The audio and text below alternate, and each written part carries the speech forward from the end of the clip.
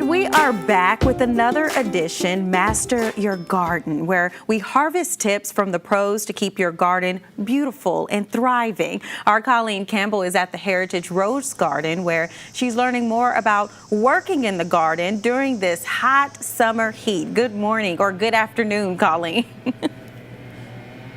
Good afternoon, Sade. And yeah, this morning it felt a little bit cooler, but since that time, the heat has just been beating down on us, and we want important tips when it comes to working in the heat. And for that, I have Andy Rathbone here, and Andy is a master gardener, but she's also been here for every segment in the background. So Andy, you know how hot it's been. Yes, I do. It's been very, very hot.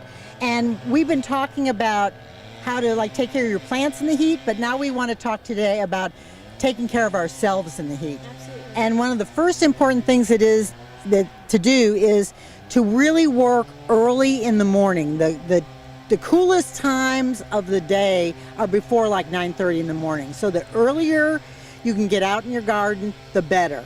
And always wear really loose clothing, natural fibers, cotton, linen, and it's important to wear a large hat that covers not only your brims on your face, but also that comes down onto your neck, so your neck doesn't get really sunburned.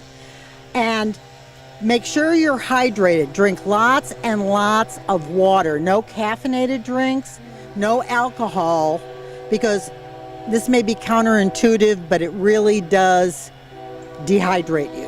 Absolutely. And, people want to enjoy themselves. Absolutely, yes.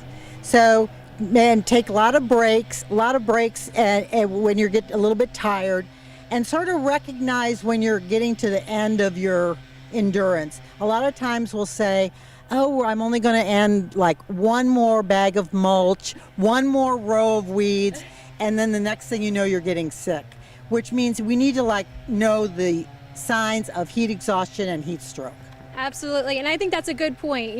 One more flower, one more piece of mulch. Yeah, you don't want to do that. You need to be in tune with your body. So what are some signs to look for heat exhaustion? Okay, for heat exhaustion, if all of a sudden you're dizzy, you start getting a headache, you've got a rapid heartbeat, you need to get out of the heat. If you're somewhere here in the Idea Garden, go to your car, turn on the air conditioning, cool off, drink a lot of water. If you're at home, just go inside and say, I'm done for the day.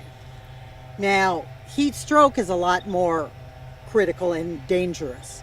So all of a sudden, if you're confused, if you're I don't know where I am, if you throw up, if all of a sudden you stop sweating, that is a really dangerous sign, and that means you need to get to an ER really fast, because that is a life-threatening event. Absolutely. Okay, and it's always important to have a buddy, right? So absolutely, yes. And if you're at home alone, it's always important to have your phone in your pocket, so in case you fall or something happens, you can dial 911 or call a friend. Okay. All right. Great tips, Andy. And Andy has been with us through the heat. This is our third series now.